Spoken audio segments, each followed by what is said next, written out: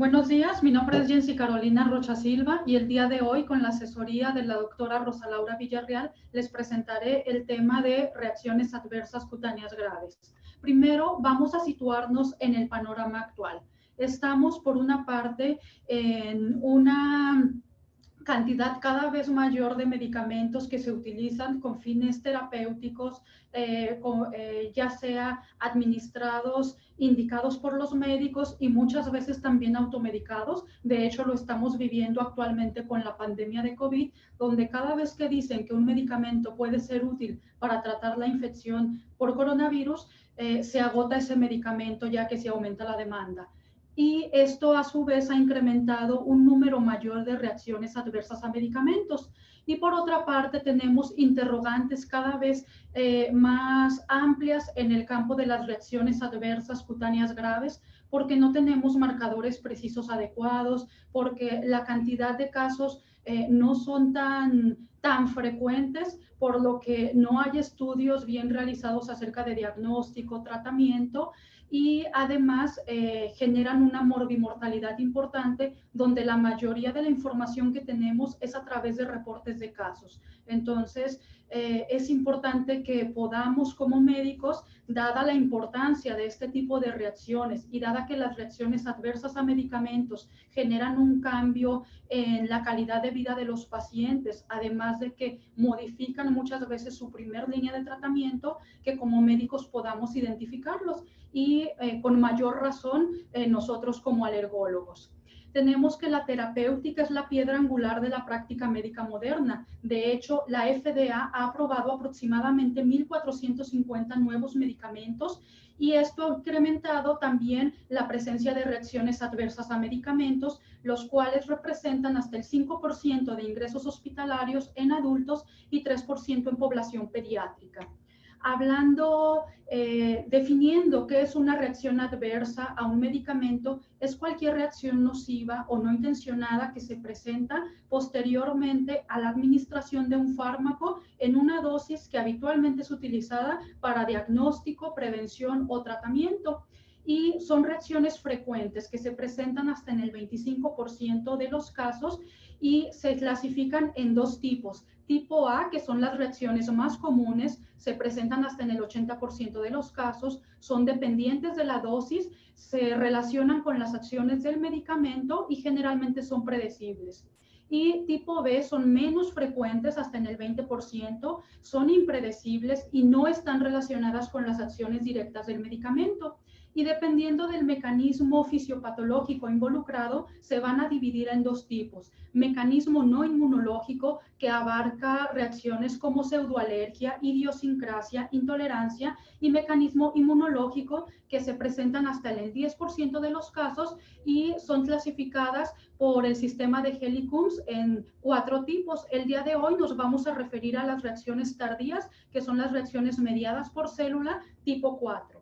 Y hablando específicamente de las reacciones adversas cutáneas graves, vamos a tener una clasificación amplia que incluye fenotipos clínicos diferentes, que todas son mediadas por células. Las reacciones que se presentan, sin embargo, la célula característica, las citocinas involucradas, así como el espectro clínico, es muy variable. Y de ellas se incluyen el síndrome de Stevens-Johnson, la necrólisis epidérmica tóxica, la reacción farmacológica con eosinofilia y síntomas sistémicos, que nos vamos a dirigir como DRESS, la pustulosis exantematosa aguda generalizada como AGEP, y hay otras reacciones como la erupción de drogas fija, reacción liquenoide a fármacos y enfermedad del suero, que si bien previamente no eran consideradas en algunas clasificaciones como reacciones adversas cutáneas graves, de manera reciente, debido al potencial que tienen de generar una reacción sistémica y complicaciones importantes, también ya se incluyen dentro de esta clasificación. El día de hoy nos vamos a referir a las 3 primeras que mencioné. ¿Cuáles son los factores de riesgo que implican que un paciente presente una reacción adversa cutánea grave? Van a depender del paciente y también del medicamento. Dentro de los que dependen del paciente, muy importante es la edad. Son reacciones que son más frecuentes en adultos que en niños, esto sobre todo por la polifarmacia que muchas veces implica la edad adulta. son más frecuentes en el género femenino y de manera muy importante tenemos un factor que es la genética. De hecho, se han identificado algunos antígenos leucocitarios humanos específicos para ciertos medicamentos. Lo vamos a mencionar con detalle más adelante. La presencia de algunas comorbilidades, como por ejemplo las infecciones. Por ejemplo, se sabe que la infección por VIH aumenta hasta 1000 veces el riesgo de presentar una reacción adversa cutánea grave y también la presencia de una segunda exposición. Mientras que hablando de los relacionados con el medicamento, influyen la naturaleza, la estructura química, la exposición si ha sido gradual o intermitente y también la ruta de administración. Las reacciones adversas cutáneas graves tienen una prevalencia, hablando del síndrome de Stevens-Johnson, de 1 a 7 por millón de habitantes, que se incrementa hasta 1000 veces más en pacientes con VIH. Hablando del DRES, se presenta en 1 a 4 por cada 10.000 habitantes y la estimación de la prevalencia en AGER es de 0.35 a 5 por millón de habitantes. Sin embargo, aunque la prevalencia no es tan importante de estas enfermedades o no es tan alta, cabe mencionar que generan una morbimortalidad muy importante. En esta diapositiva tenemos un panorama global de cómo se presentan las reacciones adversas en los diferentes continentes y países. Y aquí en esta parte tenemos también los antígenos leucocitarios humanos identificados más importantes, correspondientes al HLA-B 5701 para el abacavir, que lo vamos a ver en los recuadros de los países con color rojo. Podemos observar que en Estados Unidos, Europa, América del Sur, la prevalencia de este antígeno leucocitario oscila del 10%, sin embargo, en la India se incrementa hasta el 20%, mientras que, por ejemplo, el HLA-B 1502, que se ha asociado de manera importante con la carbamazepina, presenta una prevalencia muy elevada en China, por arriba del 20%, mientras que en el resto del mundo la prevalencia es menor al 1%. ¿Y qué pasa en nuestro centro regional de alergia e inmunología clínica? Pues la mayoría de las reacciones adversas a medicamentos que podemos ver son de tipo 1, igual que lo referido en la literatura. En el transcurso del 2017 a la fecha hemos tenido un 33% únicamente de reacciones tardías y de ellos, de las reacciones adversas cutáneas graves, el DRES es el más frecuente con un 67%, seguido por DRES, overlap AGER y 11% de AGER. No hemos tenido en este periodo ningún caso de síndrome de Stevens-Johnson. Y los medicamentos que más han causado problema en cuanto a reacciones adversas cutáneas graves en nuestro centro regional, pues es en primer lugar los medicamentos para tuberculosis, el Dotval con 23%, seguido por fenitoína y ceftriaxona, ambas con un 22%. Y se ha visto que la edad promedio de los pacientes que hemos valorado es de 31.1 años y el tiempo promedio del inicio de la ingesta del medicamento al inicio de los síntomas es de 16.8 días. Vamos a empezar a hablar de manera dirigida de cada una de las patologías. Vamos a empezar primero por el síndrome de Stevens-Johnson y necrólisis epidérmica tóxica, por ser el más grave. Se fue descrito por primera vez en 1922 como un reporte de 2 casos en niños por los médicos Stevens y Johnson, como una erupción que se acompañaba de fiebre alta asociada a complicaciones en la mucosa oral y oftálmica. Y el síndrome de Stevens-Johnson y la necrólisis epidérmica tóxica son enfermedades potencialmente mortales que se caracterizan por ampollas y desprendimiento de la epidermis y afectación de las membranas mucosas. En general, se trata de una misma enfermedad, pero con diferente espectro de gravedad. Esto va a depender del porcentaje de superficie corporal afectada. En el caso del síndrome de Stevens-Johnson, el porcentaje es menor al 10%. En el caso de la necrólisis epidérmica tóxica es mayor al 30% y cuando está entre ambos es overlap, que es del 10 al 30%. Y la mortalidad es directamente proporcional al porcentaje de superficie corporal afectada. hablando de síndrome de Stevens-Johnson, es del 4.8% y se incrementa hasta 14.8% en el episodio agudo de NET, que sube hasta 34% durante el primer año después del episodio.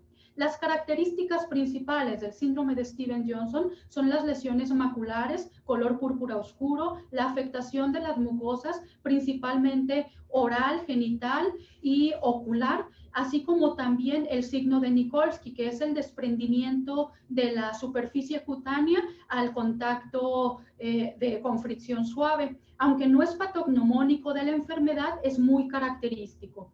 Dentro de los culpables, dentro de los factores etiológicos en el síndrome de Stevens-Johnson tenemos los medicamentos en primer lugar hasta en 85% de los casos, y de ellos los más importantes son los anticonvulsivos aromáticos, el allopurinol, las sulfonamidas, los antiinflamatorios no esteroideos, así como los antibióticos, pero hay hasta un 15% donde no se puede determinar un medicamento como factor etiológico, e incluso se han reportado casos idiopáticos en niños o asociados a Mycoplasma pneumoniae.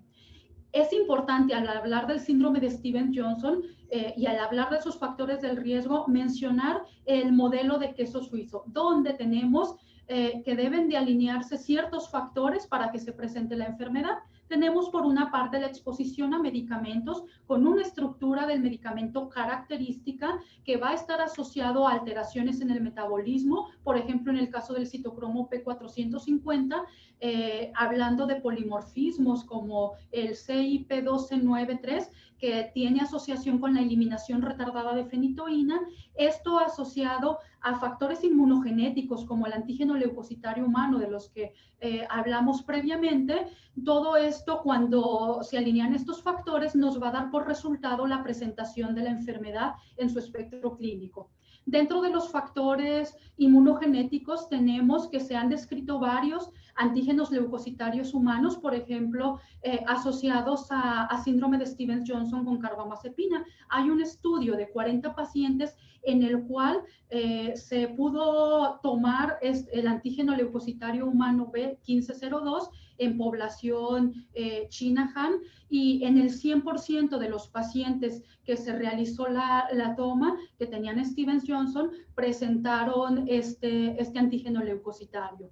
Y hay, en otras poblaciones como Japón, Corea, Europa, se ha asociado con otro HLA, que es el 3101, mientras que para el allopurinol se ha asociado con el HLA-B5801 en algunas poblaciones como Taiwán, Japón, Corea, Tailandia y algunos países europeos, mientras que el HLA-B5701 se ha asociado con la frecuencia de reacciones adversas cutáneas graves asociadas a abacavir. De hecho, en el 2008 la FDA emitió una recomendación para realizar la determinación de estos antígenos previos a la administración, en el caso de la carbamazepina, el 1502, en la población de riesgo, que serían los pacientes en China, mientras que en los países industrializados y en realidad en el resto del mundo, ya que el VIH es una epidemia actualmente, realizar el HLA B5701 antes de la administración de abacavir. Y de hecho en nuestro país es un estudio que sí está disponible, incluyendo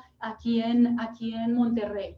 Pero mencionábamos que las reacciones adversas cutáneas graves se deben a activación de los linfocitos T. ¿Y cómo se activan? Para eso se han explicado 3 modelos. Uno, que es el modelo acteno-proacteno, donde la mayoría de los fármacos o sus metabolitos actúan como proactenos que necesitan unirse de forma covalente a otras proteínas para ser presentados a través de la célula presentadora de antígeno en el complejo mayor de histocompatibilidad al receptor de célula T. Mientras que hay otros medicamentos que se pueden unir de manera directa al antígeno leucocitario o al receptor de célula T para su presentación.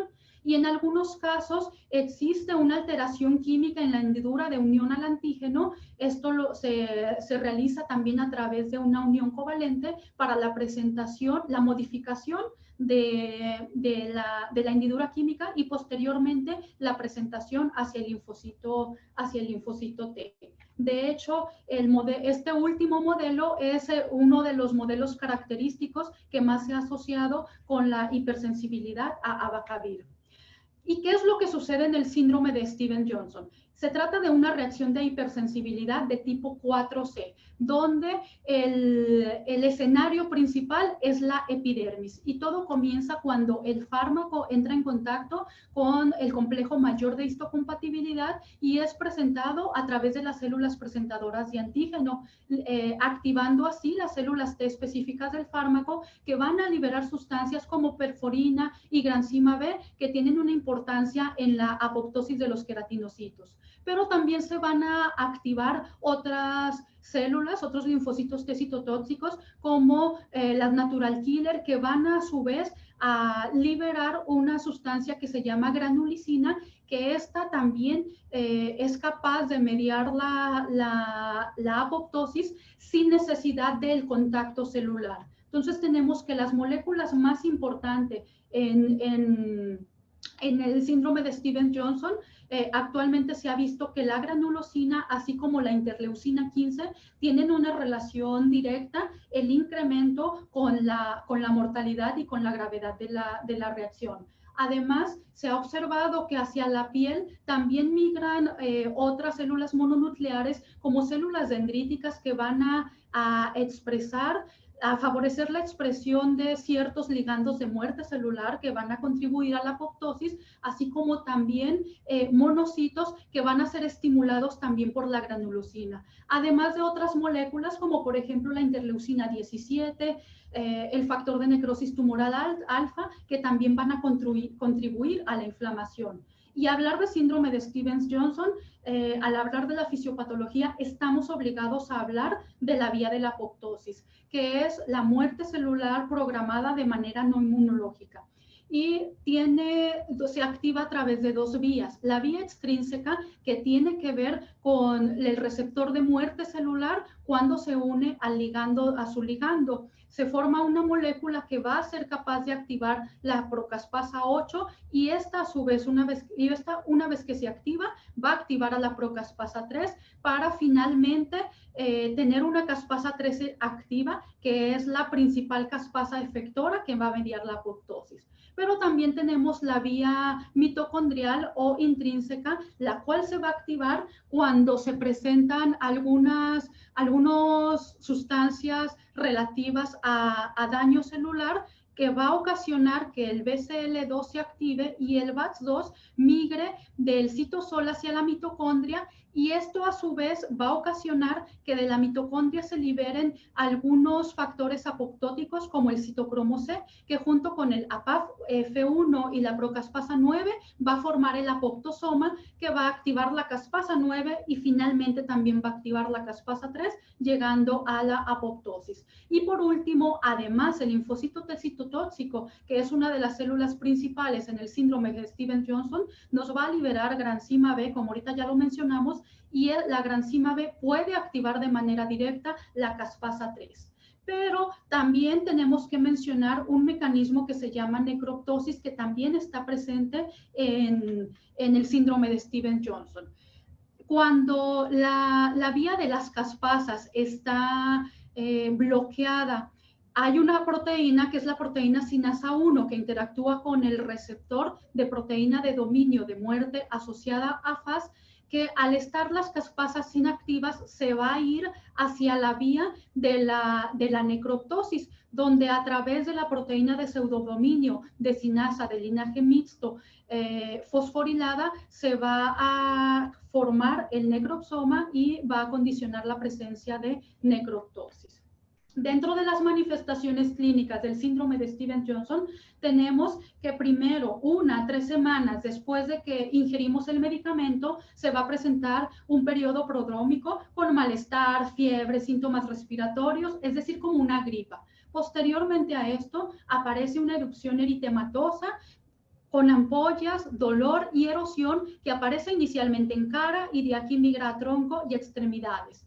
y posteriormente viene la afectación de las superficies mucosas, en particular ojos, boca y genitales. De hecho, la superficie ocular se afecta en algunas series hasta en el 100% de los pacientes. Y vamos a tener que el síndrome de Stevens-Johnson va a tener 3 etapas. El brote de descamación, que se presenta los primeros 5 días, seguidos por un periodo de estabilidad de los días 6 al 12, y después del día 13 hasta varias semanas, el periodo de cicatrización. Dentro de las manifestaciones cutáneas tenemos aquí en esta imagen las lesiones en palmas características. Este es un abdomen de una paciente embarazada donde podemos ver los sitios de necrosis focalizada y las áreas de desprendimiento, que son característica importante del síndrome de Stevens-Johnson. De hecho, el eritema doloroso temprano en palmas y plantas es una característica importante. Y vamos a tener también varias complicaciones, la afectación importante en la piel, la mucositis que se presenta sobre todo en la mucosa ocular. Aquí en esta imagen podemos ver el desprendimiento de la piel del párpado inferior, en esta imagen con fluoresceína, y también una lesión aquí a nivel de la conjuntiva y la córnea. Y en la parte superior podemos observar datos de cicatrización crónica, además de hiperpigmentación y complicaciones crónicas, neovascularización a nivel de la córnea. Cuando ya tenemos un paciente con síndrome de Stevens-Johnson, debemos de darle un puntaje de gravedad. Para eso se usa la escala Schorten, que valora 7 factores de riesgo independientes. Uno es la edad, mayores de 40 años, alteraciones como la frecuencia cardíaca, la presencia de cáncer o neoplasia hematológica, una afectación mayor del 10% en la superficie corporal, la alteración en el nitrógeno ureico mayor a 28, glucosa sérica mayor a 252 y un bicarbonato bajo por menor a 20. Estos factores deben de valorarse a las 24 horas y a las 72 horas. Y la importancia de realizarlo es porque predice la mortalidad. Podemos observar cuando tenemos un solo factor afectado, la mortalidad es baja, del 3.2%. Sin embargo, esto se incrementa hasta el 90% cuando tenemos 5 o más factores involucrados. El diagnóstico, primero que nada, es la sospecha clínica. El estándar de oro es la biopsia cutánea, donde tenemos la presencia de ampollas subepidérmicas con necrosis confluente y algunos infiltrados linfocíticos perivasculares. Hay algunas otras pruebas no estandarizadas, como la prueba de transformación de linfocitos. La prueba de parche no es tan recomendable porque la sensibilidad es muy baja. Y cabe mencionar que en estas reacciones adversas cutáneas graves, las pruebas de provocación de medicamentos están contraindicadas. Es importante hacer diagnóstico diferencial, primero que nada con algunas dermatitis de tipo exfoliativo. El diagnóstico principal se hace con el eritema multiforme mayor, que presenta pápulas y placas típicas y atípicas, pero una implicación mínima de las membranas mucosas, y a diferencia del Stevens-Johnson, este tiene una distribución acral y la mayoría de las veces se asocia con infecciones. También debemos de hacer diagnóstico diferencial con el síndrome de piel escaldada estafilocócica, que algunas veces, sobre todo en los inicios, se puede presentar a confusión. Hay algunas otras reacciones inducidas por medicamento que también vale la pena descartar.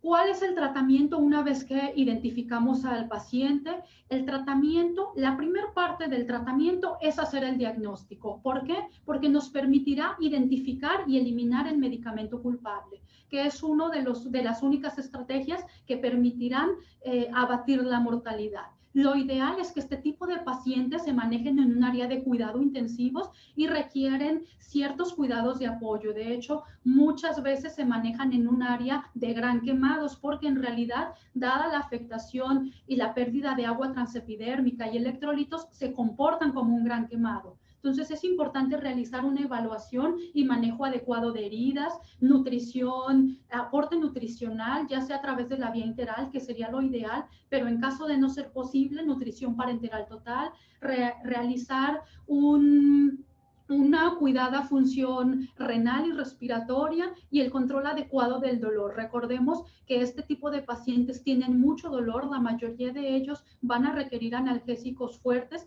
y deben de ser valorados por un médico especialista del dolor, sobre todo para evitar, ya cuando se da el egreso del paciente, periodos de abstinencia a los medicamentos.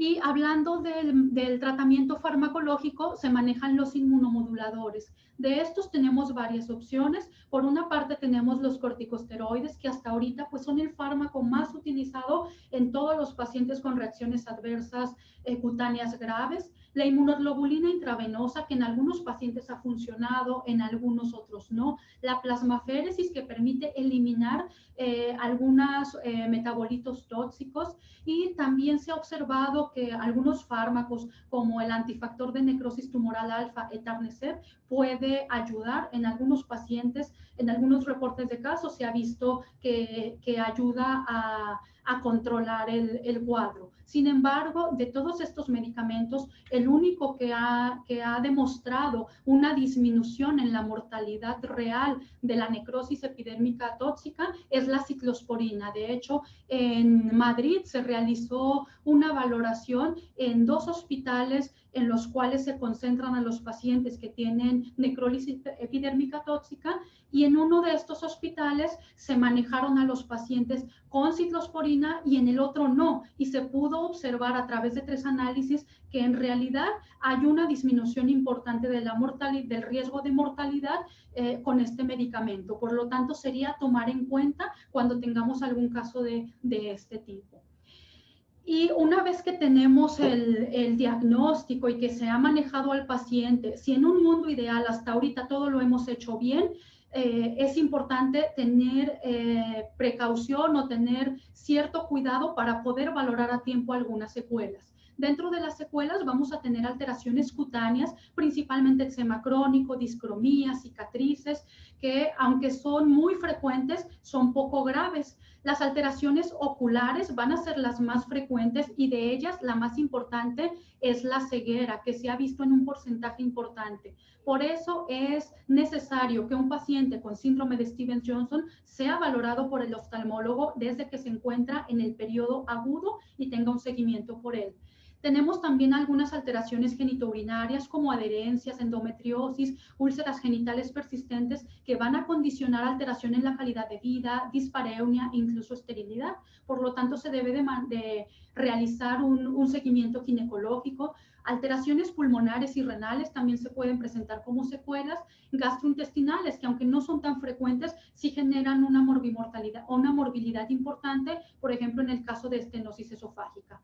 Y por último, alteraciones psicológicas que no son nada despreciables, se llegan a presentar hasta en el 65% de los pacientes presentan casos de estrés postraumático, incluso casi 5 años después del episodio agudo. Incluso algunos pacientes terminan con miedo a recibir algún medicamento o a recibir atención médica, y esto también contribuye a morbilidad posterior. ¿Por qué? Porque si se sienten mal o tienen alguna otra enfermedad, muchas veces no van a recibir la atención médica oportuna por miedo a tener alguna reacción similar a lo que ya tuvieron previamente.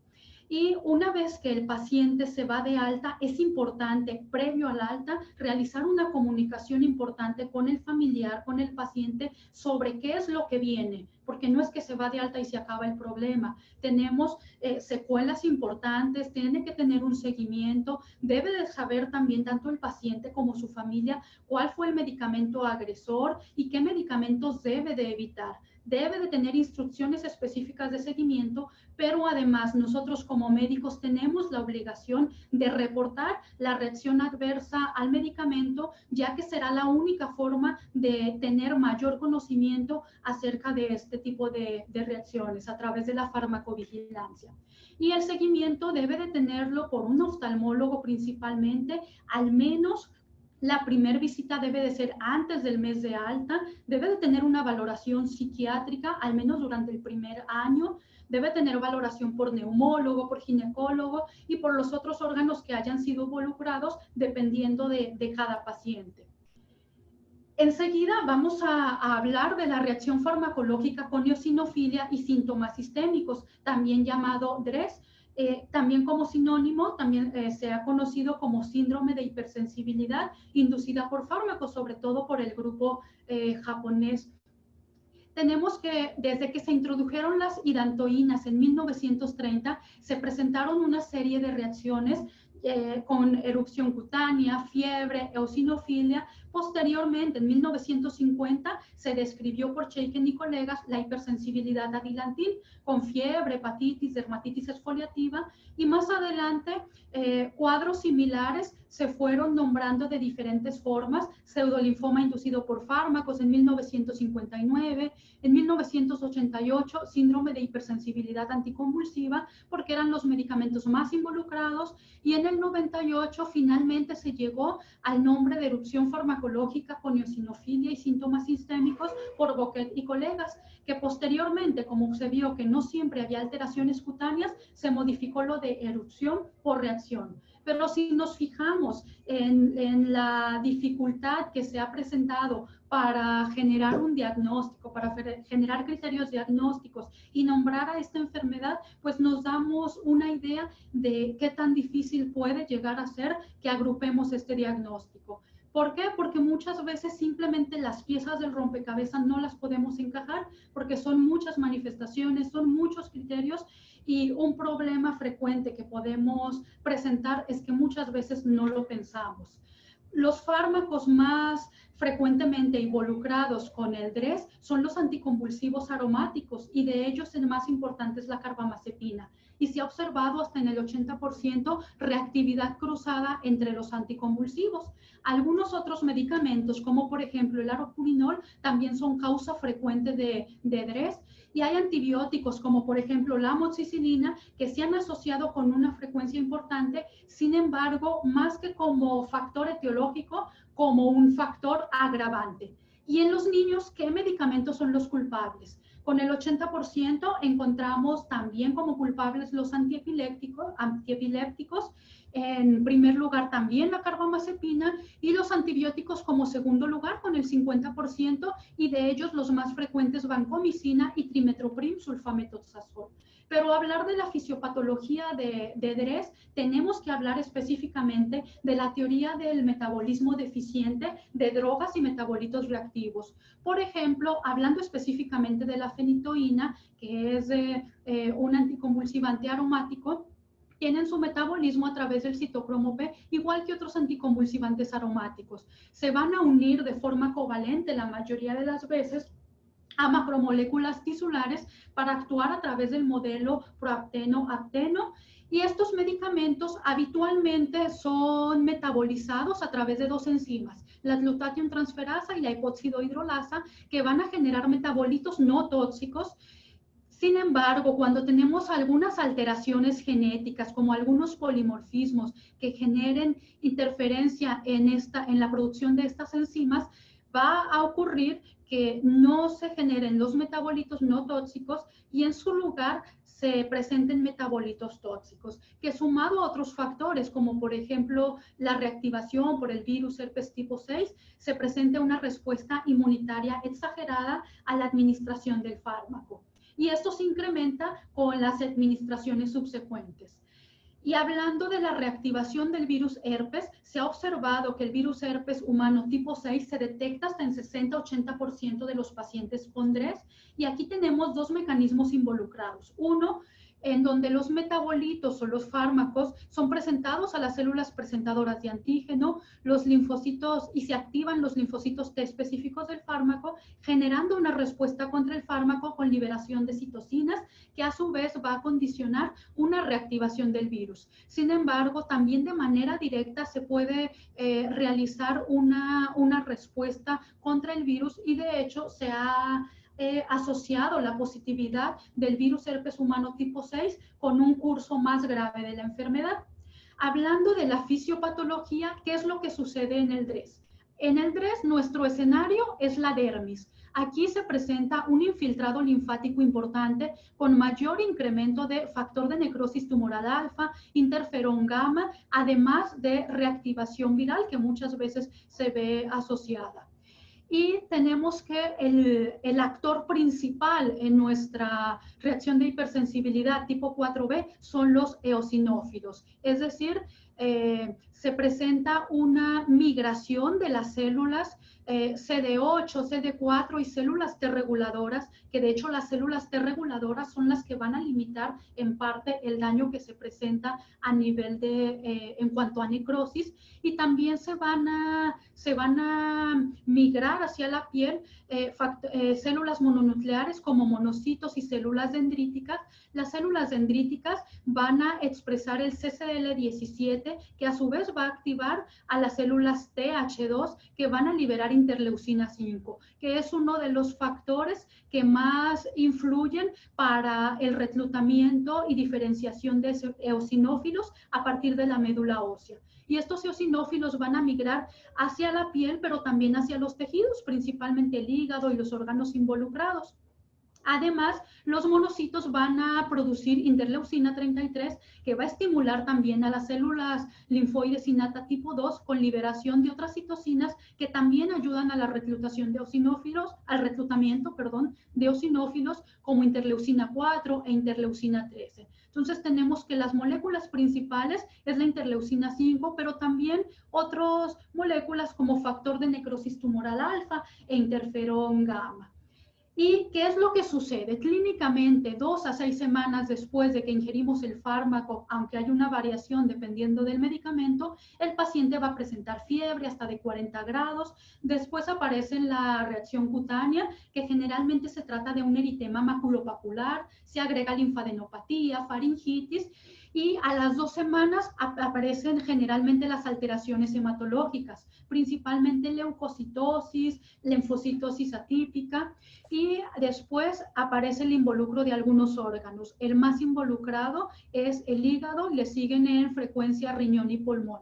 Y hay algunos medicamentos que tienen predilección por algunos órganos particulares. Dentro de las manifestaciones clínicas, la más frecuente y que vamos a encontrar hasta en 100% de los pacientes es la fiebre, que se va a observar de tipo tifus inverso con una mayor cantidad por las mañanas y disminución de la temperatura por las noches. La erupción cutánea se presenta hasta en el 90%, la linfadenopatía le sigue con 75%, y dentro de los órganos viscerales, el más involucrado es el hígado, cuyas manifestaciones van desde una elevación leve de las enzimas hepáticas hasta una hepatitis fulminante con muerte o necesidad de trasplante hepático.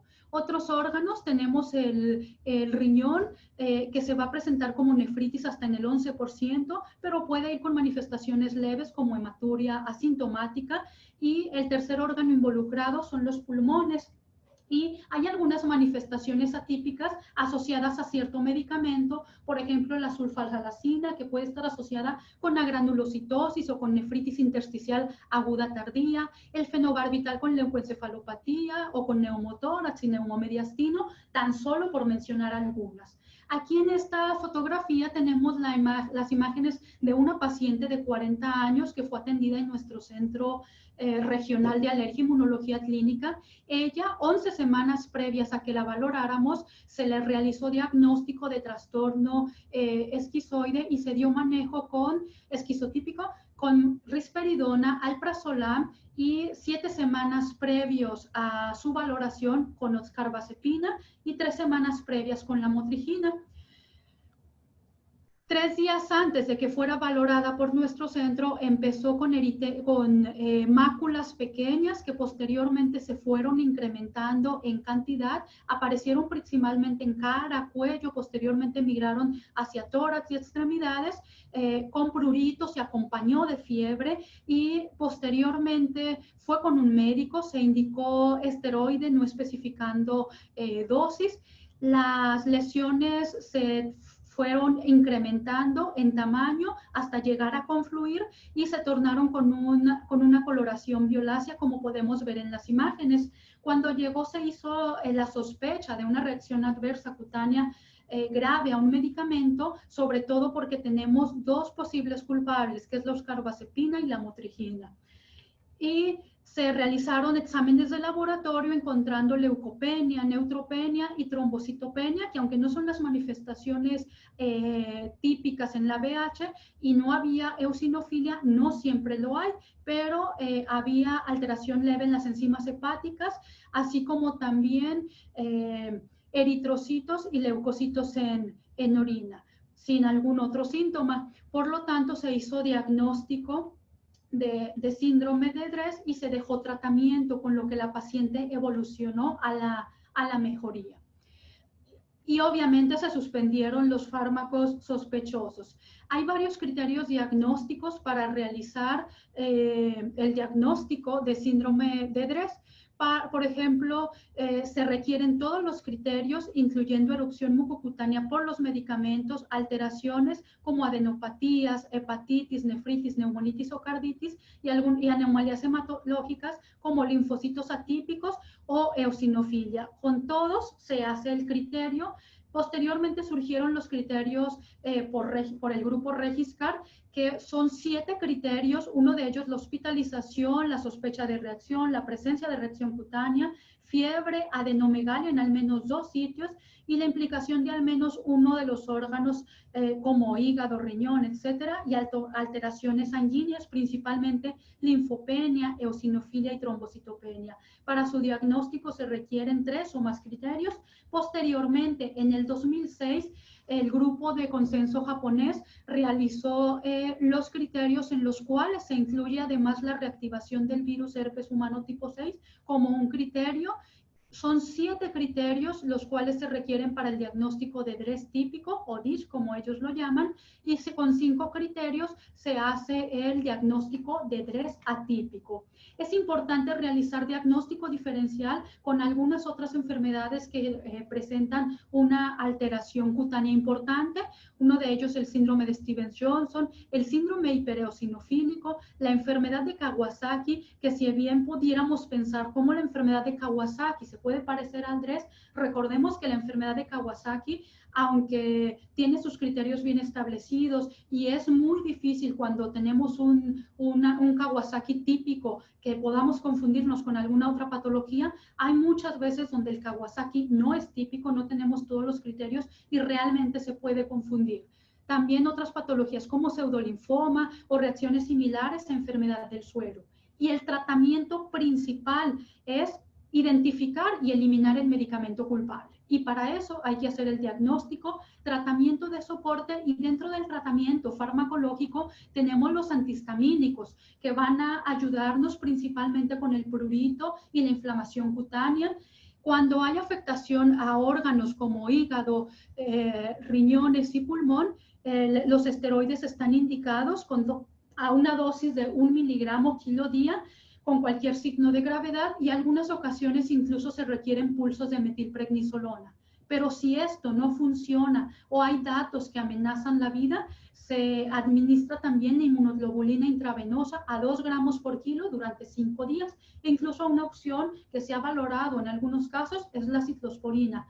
Pero es importante recordar lo que mencionamos. El hígado es el órgano más involucrado y puede llegar a ocasionar hepatitis fulminante. Entonces, si tenemos un paciente con afectación hepática importante, no tenemos control con los esteroides, con la inmunoglobulina, desde este momento hay que ir pensando en el trasplante, que es algo difícil en nuestro medio, pero hay que tomarlo en cuenta.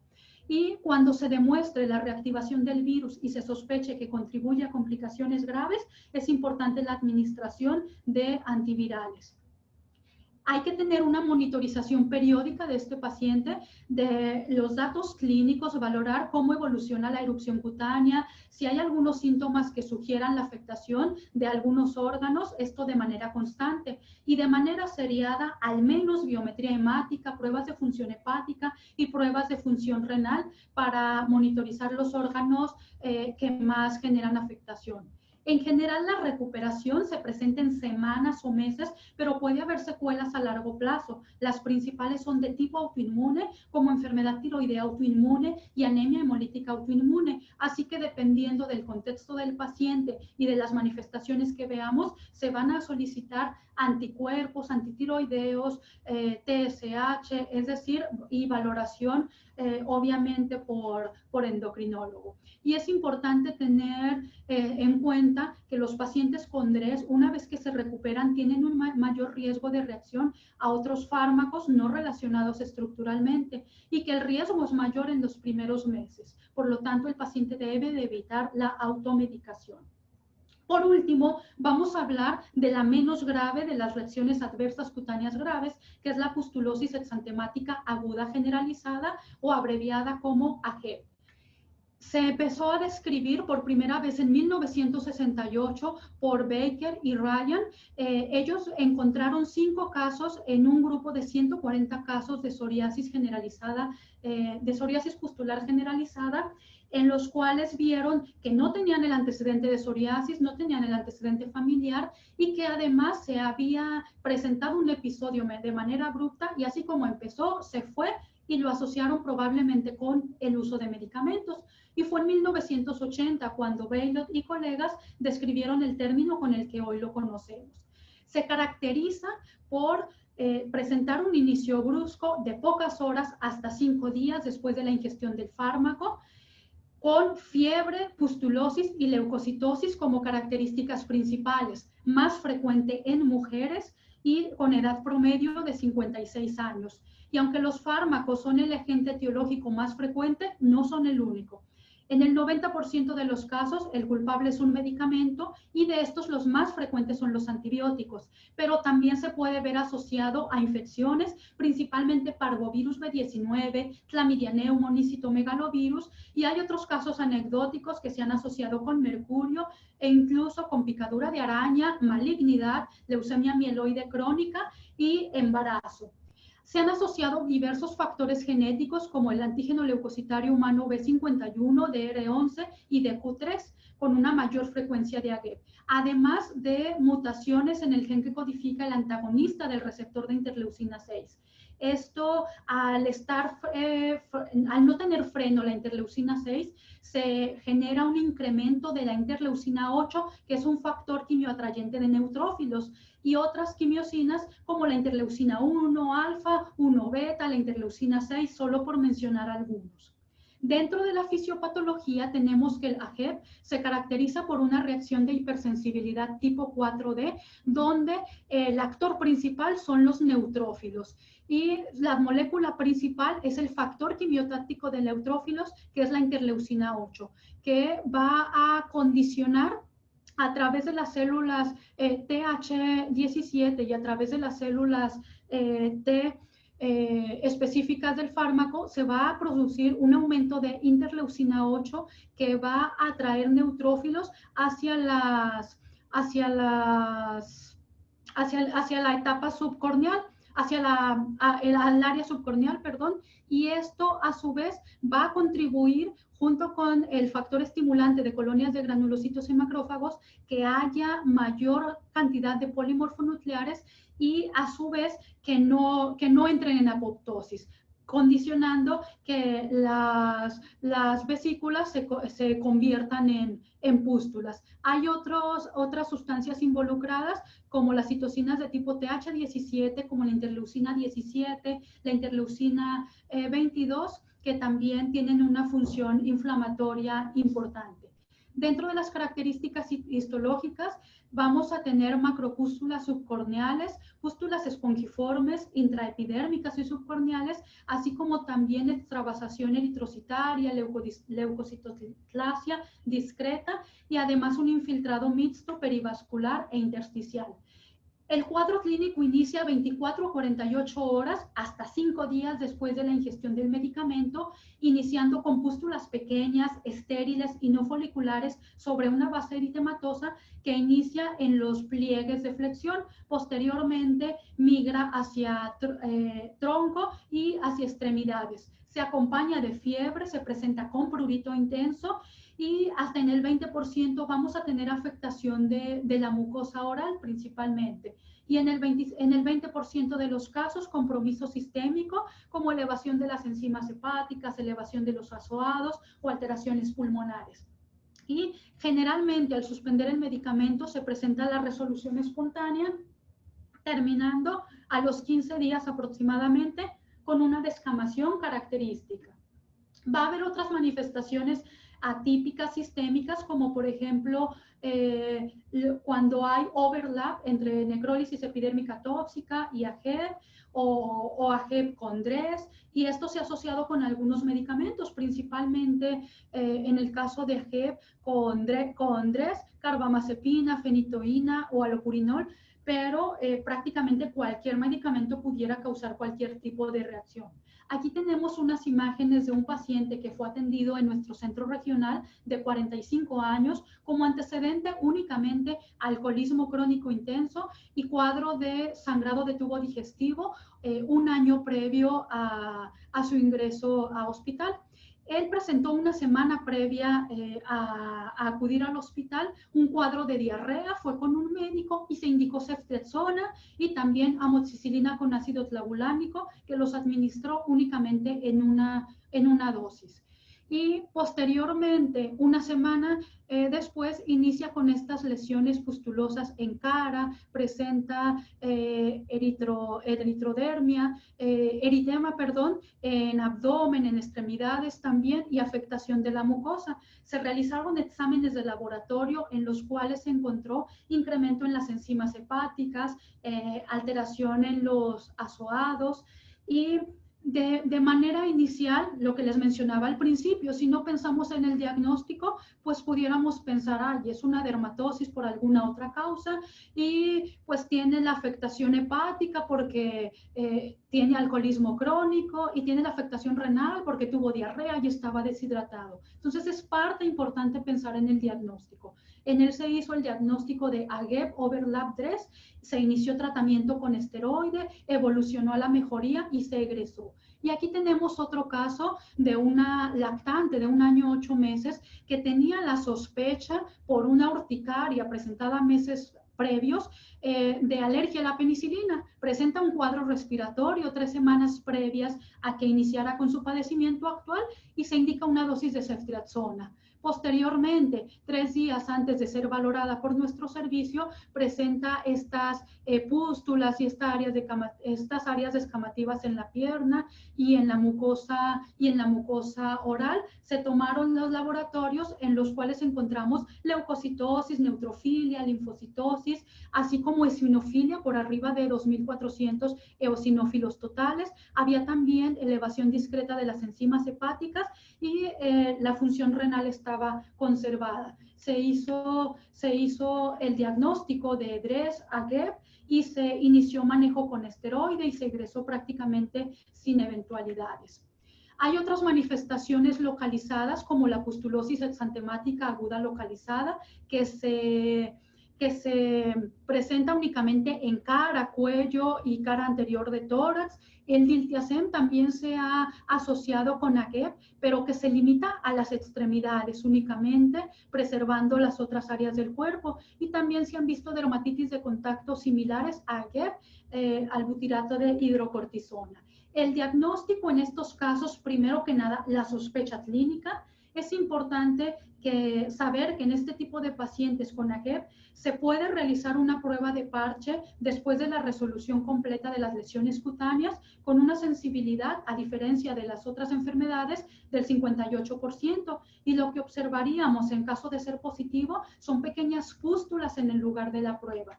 Y la prueba de provocación, cabe destacar que igual que en todas las reacciones adversas cutáneas graves, está contraindicada. Hay una escala para el diagnóstico que valora la morfología de las lesiones, el curso de la enfermedad y la histología, dando puntajes +2, +1, 0, dependiendo de las características mencionadas. Y cuando tenemos entre todos los parámetros de un puntaje de 8 a 12, se hace el diagnóstico de AGEP definitivo. Y es importante hacer diagnóstico diferencial, sobre todo con algunas otras patologías que pueden presentarse con pústulas, con el impétigo ampolloso, con el eczema de contacto pustuloso, con la psoriasis pustulosa generalizada, que de hecho muchas veces pues pudiera ser indistinguible. Con las infecciones por dermatofitos, la foliculitis infecciosa, el síndrome de Sweet, las pustulosis subcórnea, tan solo por mencionar algunos. Y el tratamiento, igual que en el resto de las reacciones, la primer parte del tratamiento es hacer el diagnóstico para poder retirar el fármaco infractor y dar terapia de apoyo. Dentro de los medicamentos que se administran, es importante los corticosteroides tópicos, que de hecho se ha visto que tienen una disminución en la duración de la hospitalización y que reducen el prurito y la inflamación cutánea. No se ha observado beneficios importantes con los corticosteroides sistémicos. Sin embargo, recordemos que la prevalencia de AGEP es muy baja y mucho de lo que se sabe es a través de reportes de casos. Entonces, hay pocas investigaciones que puedan valorar con metodología correcta el efecto de los corticosteroides sistémicos. Y se ha informado, por ejemplo, 3 casos de AGEP overlap en necrólisis epidérmica tóxica, donde el infliximab causó una resolución rápida y completa. No está indicado dar medicamentos antibióticos a menos que haya un signo de infección claro. El pronóstico en este tipo de pacientes es favorable, la mortalidad es menor al 5% y generalmente cuando se presenta las causas son sobre infección bacteriana, sepsis, disfunción orgánica múltiple y también coagulación intravascular diseminada. Puede ser más grave en los pacientes que presentan alguna enfermedad dermatológica previamente. Y es importante mencionar que cuando se suspende el medicamento, si en algún momento tenemos contacto nuevamente con el fármaco culpable, regresa. Como conclusiones, tenemos que en los últimos años se ha incrementado de manera importante el consumo de los medicamentos. Y esto, como lo mencionamos al inicio de la plática, ha aumentado la frecuencia de reacciones adversas. Las reacciones cutáneas graves son un grupo poco frecuente, pero potencialmente mortal, con diversos fenotipos clínicos, diversos mecanismos y diversos fármacos culpables. De hecho, prácticamente cualquier medicamento pudiera ser culpable. La respuesta, aunque es mediada por células T, recordemos en cada uno de los mecanismos fisiopatológicos que mencionamos que difieren en las células efectoras y en las citocinas dependiendo del fenotipo clínico. Cuando se realiza el diagnóstico, la primera parte es la sospecha clínica y recordemos que las pruebas de coprovocación están contraindicadas por el riesgo que se tiene de provocar una reactivación de la reacción. Y aunque el manejo de las reacciones adversas cutáneas graves es complicado, aunque hay muchas dudas todavía por resolver y mucho por investigar, y la mayoría de las veces los manejos no están estandarizados, hay 2 cosas principales que debemos llevarnos a casa. Una, quitar el fármaco culpable, es la parte más importante del tratamiento, y dar las medidas de apoyo. Y por último, recordemos que los ojos no ven lo que la mente no sabe. El primer paso para sospecharlo es saberlo. Si no lo tenemos en mente, aunque tengamos el paciente con todos los criterios diagnósticos y esté como de libro, no lo vamos a diagnosticar. Por mi parte es todo. Gracias.